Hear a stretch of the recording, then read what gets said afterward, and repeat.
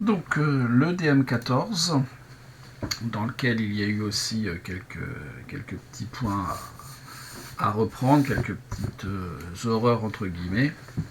Un devoir pour lequel, comme je vous le disais, j'ai eu l'impression finalement que il n'y avait pas eu assez de travail. Je ne vais pas vous redemander de le refaire, mais donc on va avoir une correction en vidéo et j'espère que ce qu'il y a dedans sera assimilé ensuite. Donc un DM sur les séries, avec des questions qui s'enchaînent, des questions un peu détaillées, pas forcément toutes compliquées, même s'il y en a qui demandent quand même un peu de réflexion et qui ne sont pas si évidentes que ça.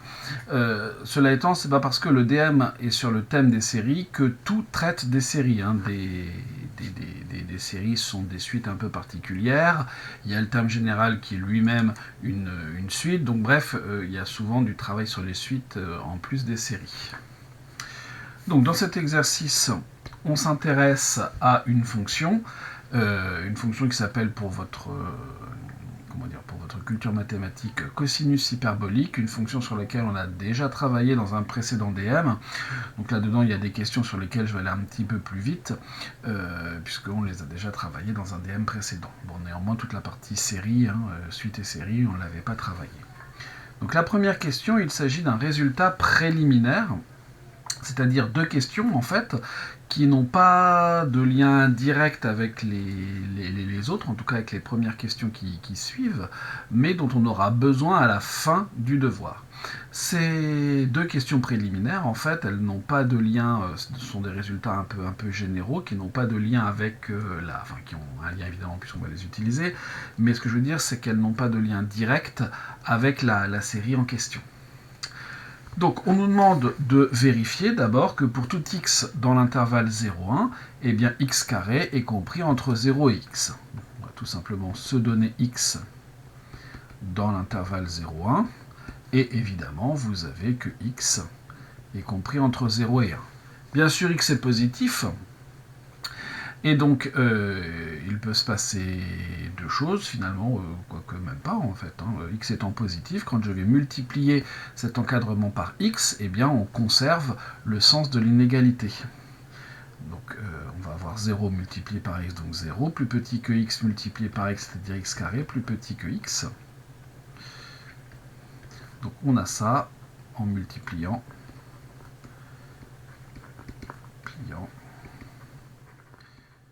par x positif. Et donc on vient de démontrer que pour tout x appartenant à 0,1, oui ça se fait très bien, et bien x carré est compris entre 0 et x. Remarquez qu'il y a d'autres façons de faire, on peut étudier le signe de x carré moins x, qui est une autre façon de répondre à la question, et on montre que si x est compris entre 0 et 1, et bien x carré moins x est négatif, oui, x carré moins x est négatif, et bien sûr, comme x carré est positif, on a l'autre côté de l'encadrement. Donc il y a plusieurs façons de s'y prendre. Cette question A, ça n'est jamais qu'une proposition de solution. Question B, donc xn, suite de réels positifs qui convergent vers 0, et on demande de montrer que si la série somme des xn converge, il en va de même pour la somme des xn carrés. Comme xn converge vers 0,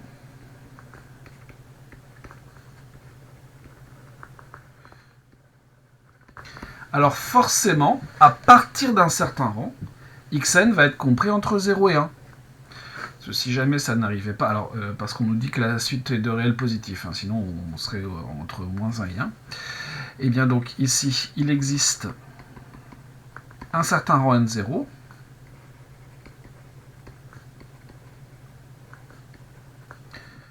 tel que la somme pour n, je pense déjà à la suite, tel que pour tout n, tel que pour tout n supérieur ou égal à n0, eh bien xn est compris entre 0 et 1. Et ça va nous permettre d'utiliser ce qui précède. Donc, pour tout n supérieur ou égal à n0, eh bien vous avez que xn carré est plus petit que xn. On va faire la somme.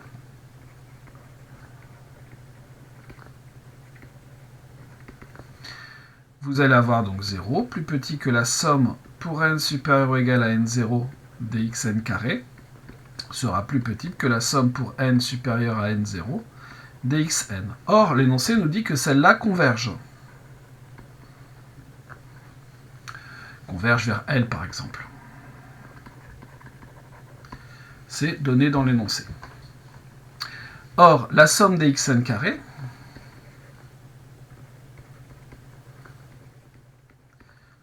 qui est une suite, si je considère la suite des sommes partielles, cette suite est croissante.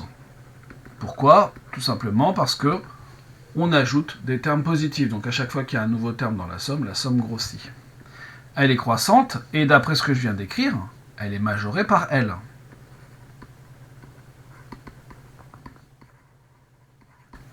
D'après le théorème de la limite monotone, elle converge.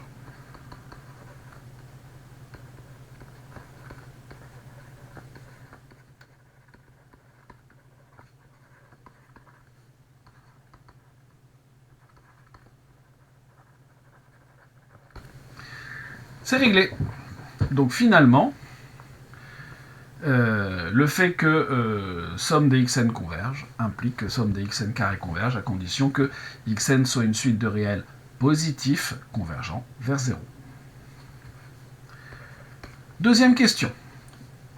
Le tableau complet de variation de f, c'est quelque chose que l'on a déjà fait dans un DM précédent. Donc on avait trouvé la chose suivante.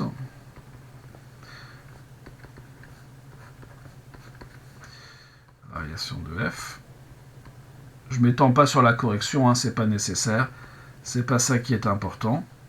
Et ici, en 0, on trouve 1. Voilà. Vous regardez tranquillement la correction du DM, je crois que c'est le 4, mais à vérifier. Et vous avez le détail de ça. Éventuellement, on n'avait pas les limites à ce moment-là. Elles ne sont pas compliquées à calculer. Je ne m'appesantis pas dessus, c'est pas ça qui est important. Troisième question. Dans cette troisième question, on nous demande de montrer que UN est strictement positive et strictement décroissante, sachant que, pour tout n appartenant à n, UN plus 1 est égal à UN sur f de n et U0 égale 1. Une petite récurrence s'impose pour montrer que UN est strictement positive. Soit n appartenant à n, on pose, on fait les choses traditionnellement, P de n, UN strictement positif. Eh bien, U0, on nous dit dans l'énoncé que ça vaut 1 strictement positif, donc forcément, votre proposition P0 est vraie. Ensuite, on se donne un entier n, tel que P de n est vrai. Et on va montrer que Pn plus 1 est vrai aussi. Qu'est-ce que l'on sait? Donc on sait que UN est positif. On a donc, pour ce n-là, UN positif. Or, f de UN, de toute façon, d'après le tableau de variation, f de UN est supérieur ou égal à 1, donc positif. Quotient de deux nombres positifs, UN plus 1, c'est UN sur f de UN. Quotient de deux nombres strictement positifs et strictement positifs. Pn plus 1 est donc vrai. Reste à conclure cette récurrence. Il nous faut une nouvelle page. Par récurrence,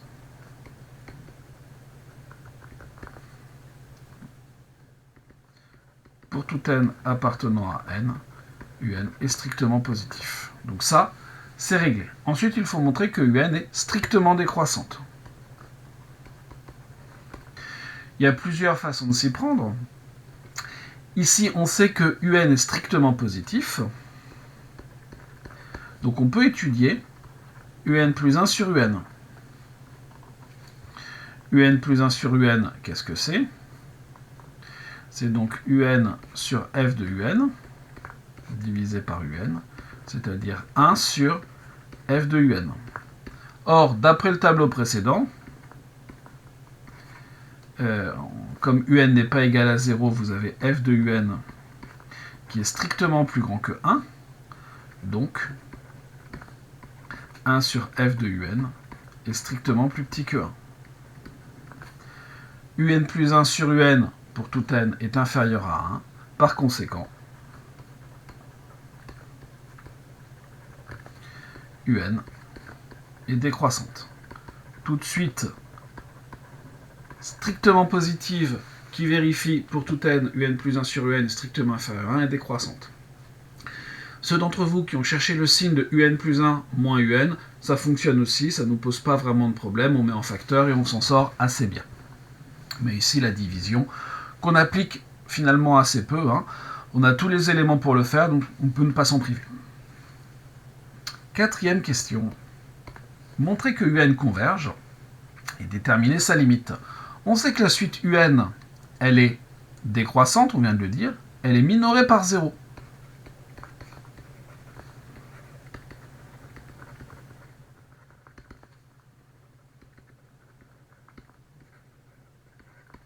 Décroissante minorée, donc elle converge vers un certain réel L. C'est le théorème de la limite monotone, oui.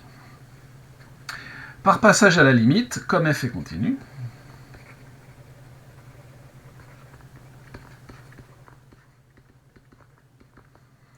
f étant continu sur R, et bien vous avez, comme un plus 1 est égal à un sur f de un pour tout n, vous avez L est égal à L sur f de L. Et là, il y a eu un petit peu n'importe quoi dans cette résolution d'équation. Ça, c'est équivalent à quoi? Je vais tout mettre dans le même membre. Donc, je vais avoir L moins L sur f de L qui vaut 0. C'est-à-dire L facteur de 1 moins 1 sur f de L qui vaut 0. Produit nul, ça revient à dire que L égale 0. Ou alors 1 moins 1 sur f de L, hop, égale 0. Donc vous avez L égale 0, ou alors 1 est égal à 1 sur f de L. Je multiplie des deux côtés par f de L, ou f de L égale 1. Et f de L égale 1, d'après mon tableau de variation précédent, qui est ici, ça ne peut se produire que si L égale 0. Donc, L égale 0. Donc, un converge vers 0. On a deux choix de limite en quelque sorte, on a 0 et 0. Donc, on choisit 0. Ensuite, on va poser une nouvelle suite, la suite Vn, définie par Vn égale un plus 1 sur un moins 1. Montrer que Vn est convergente de limite nulle. Bon, qu'est-ce que l'on sait? On va se donner, par exemple, un entienne. Qu'est-ce que c'est que Vn? C'est un plus 1 sur un moins 1. Un plus 1 sur un, il se trouve qu'on l'a déjà calculé. C'est 1 sur f de un. Alors on pourrait le recalculer, c'est pas très compliqué, mais autant utiliser notre mémoire. Et là, on sait que un converge. Comme f est continu sur R, f de un va converger, et par opération finalement sur les limites, Vn va converger. Or, limite, quand n tend vers plus l'infini de un, égale 0, f étant continu sur R, mais en 0 suffirait, la limite, quand n tend vers plus l'infini de f de un, c'est f de 0, c'est-à-dire 1. Et donc finalement, par somme, vous avez cette chose-là qui tend vers 1, ce qu'on vient de démontrer, ce morceau-là qui tend vers moins 1, par somme, Vn converge vers 1 moins 1, c'est-à-dire 0. Vn converge vers 0.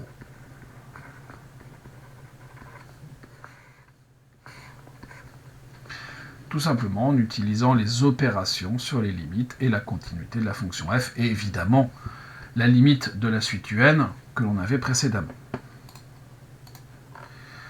Question suivante. Donc on a montré que un était convergente de limite nulle.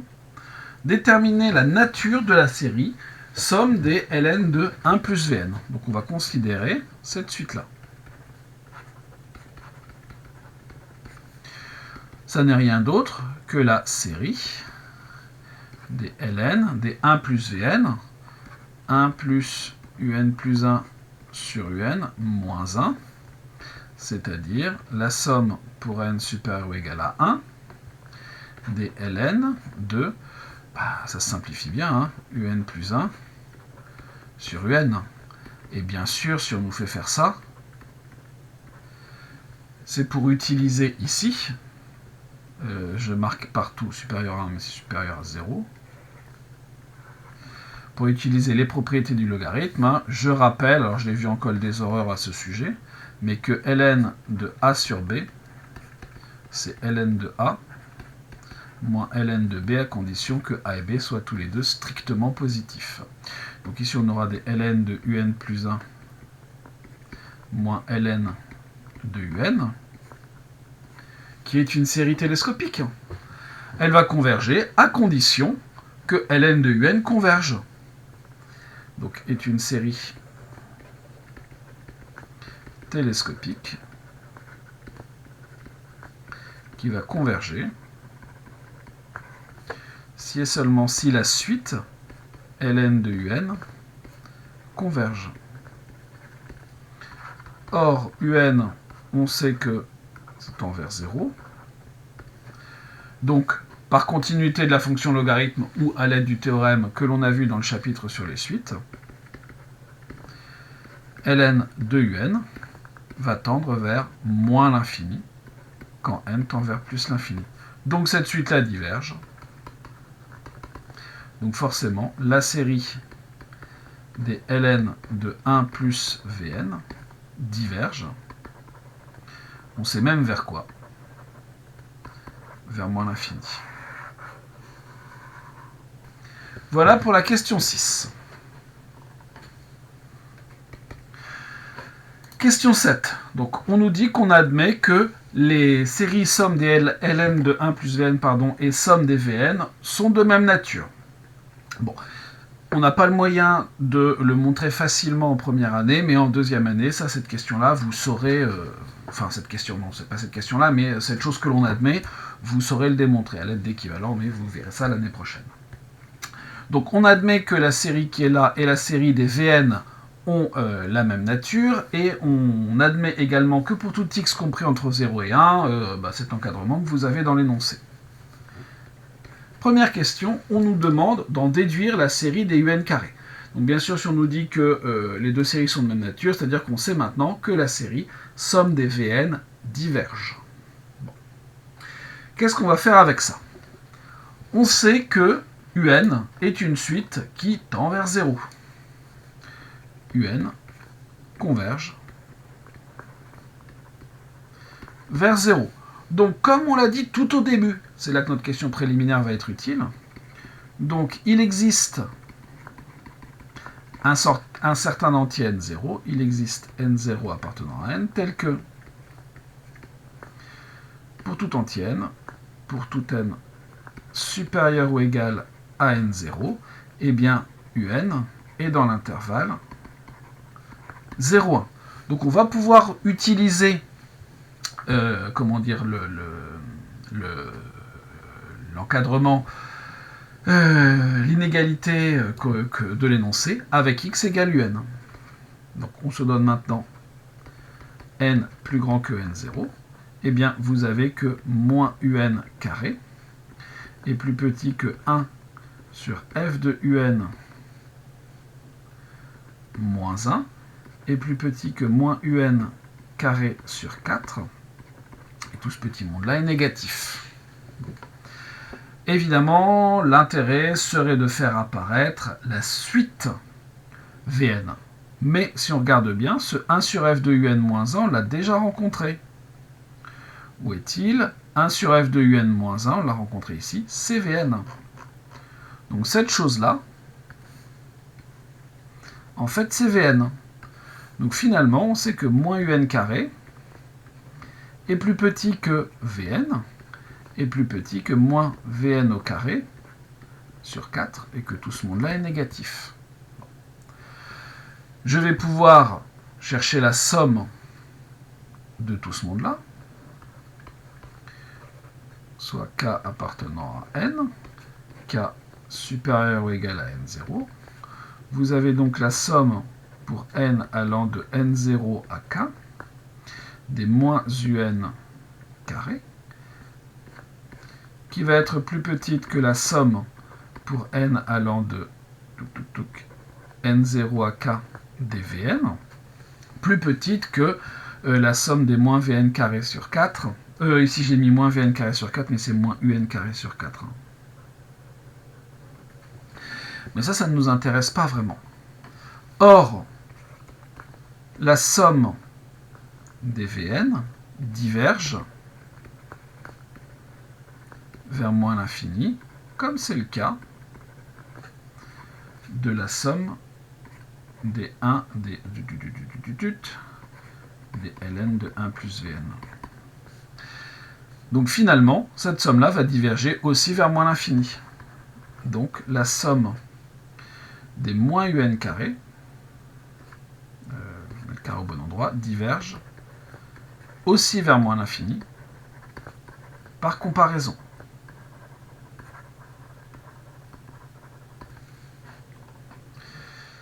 Et donc finalement, par linéarité, si je sors le signe moins, la somme des un carré diverge vers plus l'infini. Conclure. Un, suite de réels positifs de limite nulle. Si jamais la somme des un convergeait, la somme des un carré convergerait aussi, c'est le résultat de la question 1b. Somme des un carré diverge. D'après la question 1b, la somme des un diverge aussi.